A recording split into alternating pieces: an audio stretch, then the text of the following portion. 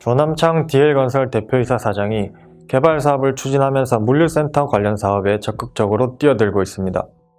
조남창 사장은 올해 물류 관련 시설의 건설 시장에서 점유율 25%를 달성하겠다는 목표를 내놨습니다.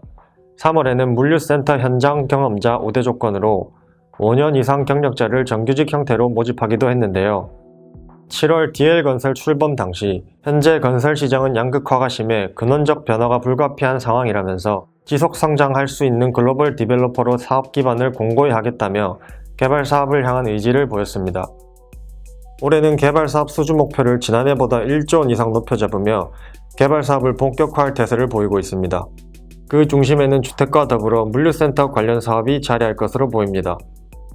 DL건설 관계자는 물류센터 사업은 사업비 규모가 크지 않아 인건비나 원가 등에서 대형사보다는 덩치가 작은 DL건설이 더 나은 경쟁력을 보유하고 있다며 DL건설은 운영 효율에서 대형건설사에 앞서고 물류센터 시공 실적도 풍부하다고 말했습니다.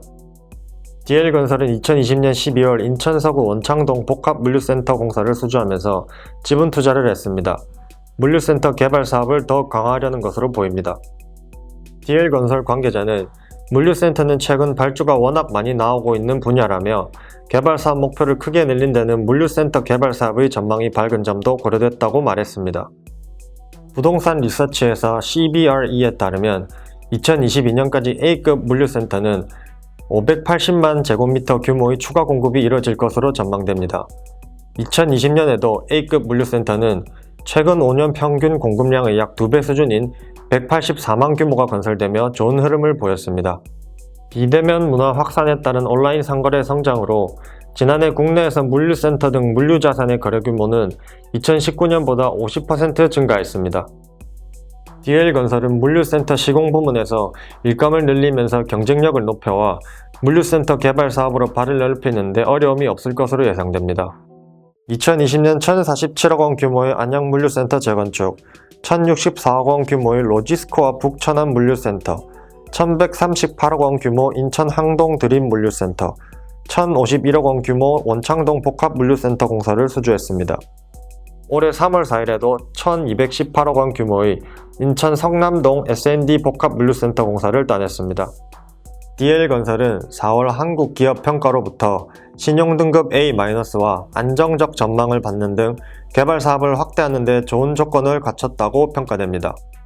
한국기업평가는 DL건설은 수주 경쟁력을 개선하고 합병을 통해 사업 기반이 확대됐으며 주택사업에 따라 우수한 수익성이 지속될 것으로 전망되는 등 사업 안정성이 양호하다며 사업 포트폴리오의 다변화가 예상되는 가운데 견조한 현금 흐름을 바탕으로 한 재무 건전성이 유지될 것이라고 바라보기도 했습니다. DL건설은 GS건설과 코롱글로벌 등 건설사들이 신재생 에너지 사업 등 비건설 분야로 영역을 넓히는 것과 달리 건설 분야에서 디벨로퍼 비중을 높이는 방식으로 다각화를 추진하고 있습니다. 모 회사인 DLNC의 영향을 받은 것으로 보입니다. DLNC는 플랜트 부문에서 시공을 통해 쌓은 역량을 바탕으로 탄소 포집 활용 저장 사업을 신사업으로 추진하고 있습니다.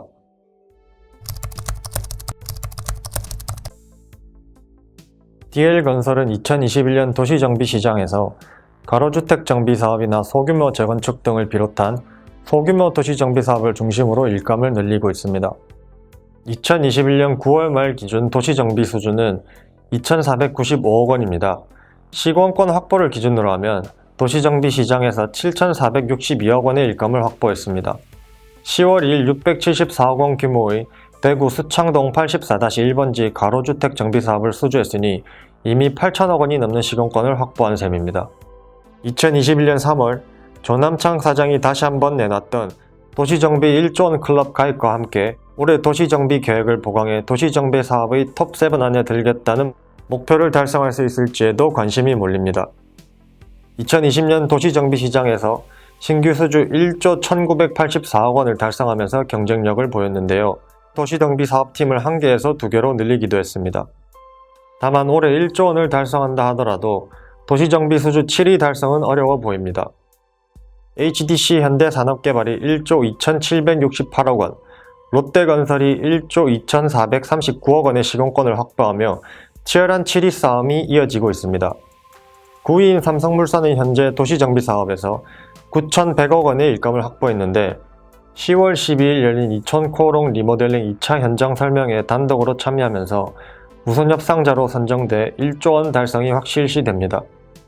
이를 고려하면 DL건설은 2021년 도시정비 수주 순위 10위 정도에 머물 것으로 예상됩니다.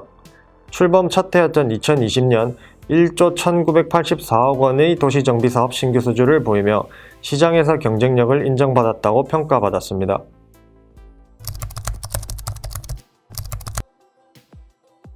DL건설은 모회사 DLENC의 브랜드 이편한 세상을 사용하고 있어 브랜드 경쟁력도 높다고 평가됩니다. 부동산 114가 한국리서치와 공동으로 2020년 11월 6일부터 20일까지 전국 성인 남녀 4,330명을 대상으로 2020년 베스트 아파트 브랜드 설문조사를 실시한 결과 이편한 세상은 한 해 전보다 한 단계 오른 6위에 올랐습니다. DL건설은 2021년 약 5,000세대의 주택을 분양한다는 계획을 내놨습니다. 2021년 6월 말 진행되고 있는 주택사업의 총 규모는 1만 1,000세대로 일부 초기 사업을 제외하면 대부분 100% 분양률을 나타내고 있어 전체 분양률이 99.2%를 보이고 있습니다. 진행사업 중 비수도권 비중이 42%로 상대적으로 높은 편이나 분양 성과가 우수한 광역시 비중이 18%를 차지하고 있습니다. 2018년 이후 서울을 포함한 수도권 비중이 점차 높아지고 있는 점도 긍정적입니다. 분양 위험이 상대적으로 낮은 것으로 평가되는 정비사업 비중이 44%로 높고 분양률에 무관하게 공사비가 확보되는 기성불 사업도 12% 비중을 차지하고 있어 주택사업에서 위험 수준은 높지 않은 것으로 판단됩니다.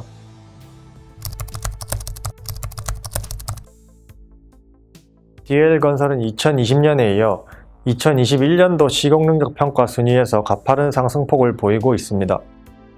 DL건설은 2020년 13단계나 뛰면서 17위를 보였는데요. 2021년에는 또다시 5계단 올라 12위까지 순위를 높였습니다.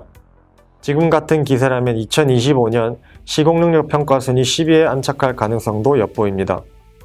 다만 DL건설이 이런 상황 속에서 합병 뒤 첫 발행한 회사채의 2배 증액 발행에 실패한 것은 아쉬운 점으로 남습니다. DL건설은 500억 원 규모의 공모채 발행 수요 예측에서 800억 원의 자금을 확보하면서 9월 590억 원의 공모채를 발행했습니다. 최대 1000억 원의 발행까지 기대했지만 그에 미치지 못하는 수요를 확보하면서 아쉬움을 삼켰습니다. 2021년 회사채 시장에서 대부분의 10대 건설사들이 2배를 넘어서는 규모의 수요를 확보하면서 증액 발행에 성공했다는 점을 고려하면 DL건설은 아직 시장에서 10대 건설사만큼의 평가를 받지 못하고 있는 셈입니다.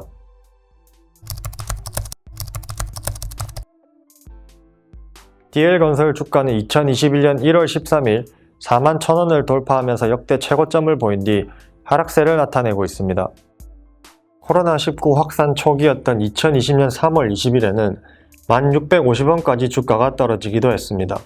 9월 한 증권연구원은 DL건설 주식은 2021년 기준 PER 4.1, 2022년 PER 3.2로 예상되며 보유 현금을 감안하면 극단적으로 저평가됐다며 2022년 발주 시장의 확대로 수혜를 받을 것으로 전망되는 점을 감안하면 장기간의 저평가 국면은 해소될 수 있을 것이라고 바라보기도 했습니다. 실적은 꾸준히 개선되는 흐름을 보이고 있습니다. 상반기를 기준으로 매출 9,114억 원, 영업이익 1,169억 원을 거뒀습니다. 2020년 같은 기간과 비교해 매출은 19.1%, 영업이익은 0.7% 늘었습니다. 2020년 상반기에는 고려개발이 합병되기 이전이기 때문에 합병에 따른 외형 증가 및 신규 현장 착공 등으로 매출이 증가했던 것으로 분석됐습니다. 아직 공시되진 않았지만 9월 말 DL건설의 누적 신규 수주는 시공권 확보를 기준으로 2조 1,338억 원으로 파악됩니다. 이는 2020년 3분기 2조 2,060억 원과 비슷한 수치입니다. 한국기업평가는 4월 22일 DL건설의 신용등급을 A-, 등급 전망을 안정적으로 설정하기도 했습니다. 2020년 11월 DL건설의 신용등급을 BBB+, 등급 전망 긍정적으로 평가한 데 이어 5개월 만에 신용등급을 한 단계 더 높였습니다.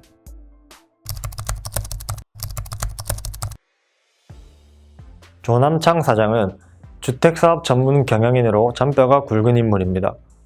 2020년 도시정비 시장에서 신규 수주 1조 원을 넘기고 디벨로퍼 확대를 위한 기반을 마련했습니다. 조남창 사장은 3월 25일 대림건설에서 DL건설로 회사 이름을 바꾸기 위한 주주총회에서 2021년 외부 환경 변화에 대응하기 위해 디벨로퍼로의 사업구조 전환, 시장 점유율 확대를 통한 안정적 수익 창출, 포트폴리오 다양화의 실행력을 높이겠다고 말하기도 했습니다.